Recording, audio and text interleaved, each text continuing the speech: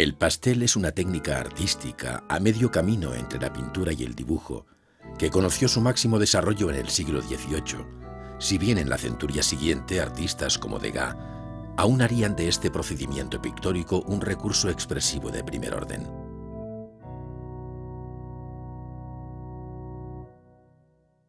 Los antecedentes de esta técnica hay que buscarlos en el Renacimiento italiano, donde sobresale una vez más el gran Leonardo da Vinci, quien ya empleó el pastel junto al carboncillo y la sanguina en el conocido retrato de Isabel de Este, hoy en el Museo del Louvre, y que el pintor se dispone a copiar aquí. Para ello utiliza un soporte y unos procedimientos semejantes a los empleados en el siglo XVIII, es decir, papel,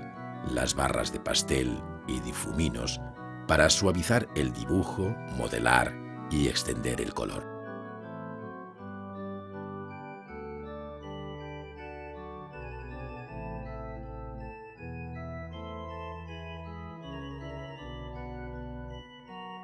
La preparación del soporte, que en esta ocasión ya no es la tabla ni el lienzo, sino un papel obtenido a partir de trapos de lino y algodón, requiere un cuidado especial, como se puede comprobar en estas operaciones iniciales. Después de fijar el papel sobre una madera, se lija cuidadosamente y por igual su superficie, eliminando el polvillo resultante con la ayuda de un pincel.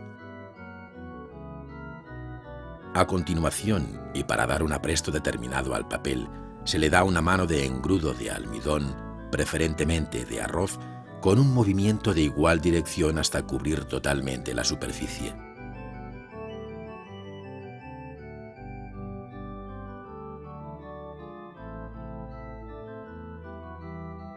Transcurrido un tiempo, se repite la operación, pero esta vez aplicando en caliente una mano de cola de animal o de caseína, mezclada con polvo de piedra pómez, extendiéndola de nuevo por toda la superficie.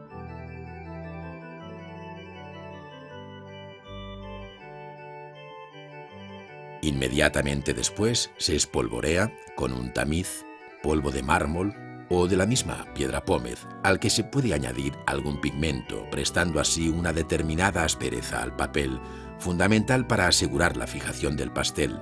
eliminando finalmente el polvo que no llegó a fijarse en el aparejo. Por esta razón el maestro comprueba cuidadosamente el resultado, no dudando en añadir más polvo en aquellas zonas que quedaron desiguales, presionando con la mano para asegurar su adherencia.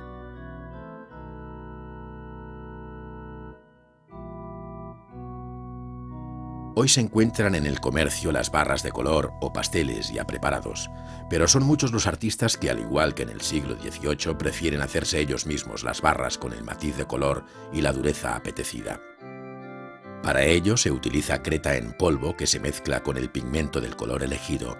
agregándole agua y como aglutinante goma de tragacanto o goma arábiga, todo ello debidamente dosificado y amasado sobre el mármol con la moleta de base esmerilada, siempre en un inconfundible movimiento circular. Poco a poco se alcanza la consistencia deseada, permitiendo modelar la barra con los propios dedos hasta lograr una forma cilíndrica o cuadrada según preferencias. Esta misma operación se repite por cada uno de los colores, donde se puede observar cómo sobre el pigmento base, ahora en un azul menos intenso, se va añadiendo el caolín, creta o litopón, llamado también blanco inglés, que con un experto movimiento se amasa hasta dar forma al pastel. Cada uno de los colores exige una dosificación distinta de sus componentes, por lo que la preparación de los pasteles requiere un conocimiento muy preciso de sus ingredientes. El difumino es un instrumento indispensable en la técnica del pastel, pues con él se extiende el polvo de color. Está hecho de papel estoposo o cuero fino, enrollado muy prieto y formando un cilindro que termina en punta, la cual se asegura con unos golpes sobre una tabla y posterior martilleado. Para asegurar una superficie aterciopelada, se pasa la punta por una lija a fin de conseguir una textura vellosa que el maestro comprueba en el dorso de la mano.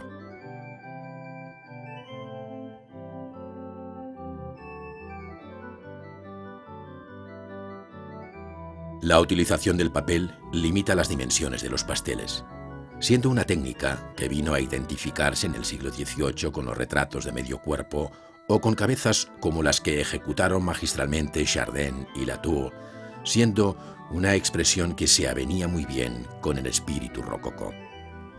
No obstante, fue un italiano quien introdujo en París esta técnica, el veneciano Rosalba Carriera. Como veneciano era también Lorenzo Tiepolo, autor del retrato de la infanta María Josefa de Borbón, hija del rey de España Carlos III. Sobre esta obra maestra, ejecutada al pastel, que se conserva en el Museo del Prado, nuestro pintor hace gala del virtuosismo que exigen los toques rápidos y cortos de pastel y su posterior difuminado, alternando continuamente las barras a modo de tizas de color con el difumino. El dibujo es la base firme del pastel, pero estas líneas y detalles que el pintor perfila desaparecerán luego para fundirse en una imagen sin contornos precisos, donde todo se sacrifica a la apariencia aérea del modelo, ingrávida, sin volumen, pero con una superficie acariciada por la luz en matices que el óleo no puede alcanzar. De un soplo el pintor elimina el polvo sobrante, potenciando la magia de la luz y la brillantez de los colores. Es un gesto que dice mucho de la fragilidad de esta técnica, que por otra parte no conoce el deterioro del color como sucede con el temple o la pintura al aceite.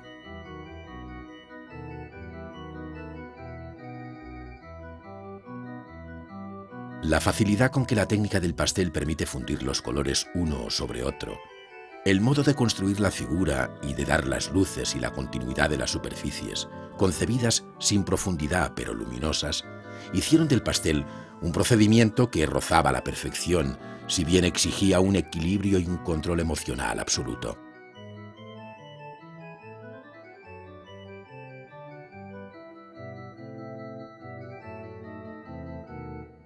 Sobre aquel punto, el pintor francés Maurice Quentin-Latour, uno de los mejores conocedores de la técnica del pastel de todos los tiempos, llegó a escribir en 1770, en la misma época en que Tiepolo hizo este retrato: «Debería estar enojado con este afán de perfección que me hace echar a perder tantas obras. Poetas y músicos pueden volver a tomar en sus manos las mejores obras para perfeccionarlas hasta alcanzar un efecto sublime, pero todo está perdido en mis pasteles cuando por un instante me abandono a un cambio de humor».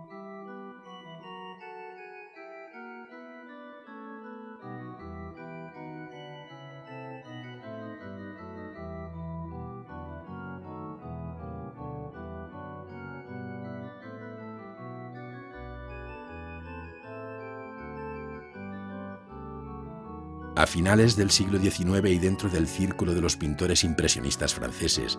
destaca el nombre de Degas como uno de los artistas que junto a Toulouse-Lautrec dieron a la técnica del pastel un puesto de honor como expresión noble y grande dentro de la historia de la pintura. El empleo del pastel por parte de Degas se acrecentó cuando su vista declinaba hacia la ceguera, y esta técnica le facilitaba la factura suelta y rápida que su visión impresionista requería.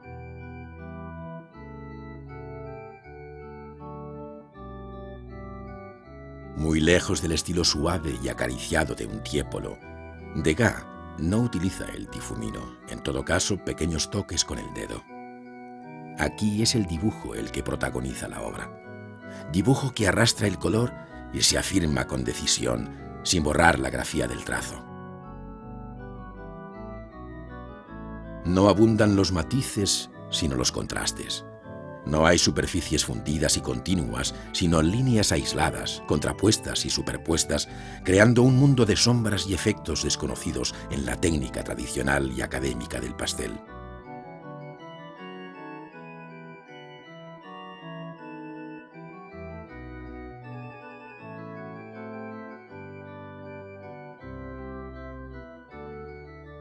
Con un modo de proceder que en ocasiones recuerda el oficio del pintor, Degas recupera con el pastel el volumen de los objetos e incluso sus calidades táctiles.